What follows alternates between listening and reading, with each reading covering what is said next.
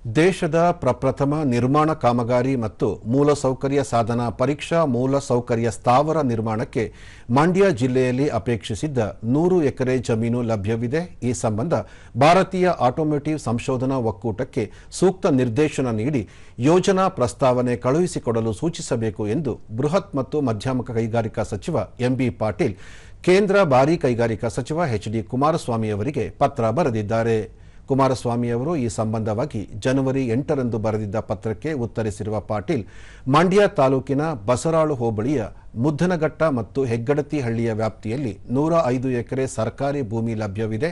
ಈ ಭೂಮಿಯು ಮಂಡ್ಯ ನಾಗಮಂಗಲ ರಾಜ್ಯ ಹೆದ್ದಾರಿಯಿಂದ ಕೇವಲ 500 ಮೀಟರ್ ದೂರದಲ್ಲಿದೆ ಎಂದು ಮಾಹಿತಿ ನೀಡಿದ್ದಾರೆ.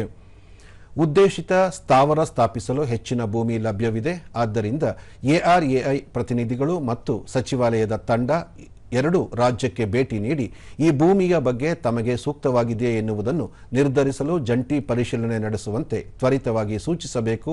ಭೂಮಿ ಸೂಕ್ತವೆನಿಸಿದರೆ ನಂತರ ಅದನ್ನು ಉದ್ದೇಶಿತ ಸ್ಥಾವರ ಸ್ಥಾಪನೆಗೆ ಮಂಜೂರು ಮಾಡಲಾಗುವುದು ಎಂದು ಅವರು ಹೇಳಿದ್ದಾರೆ.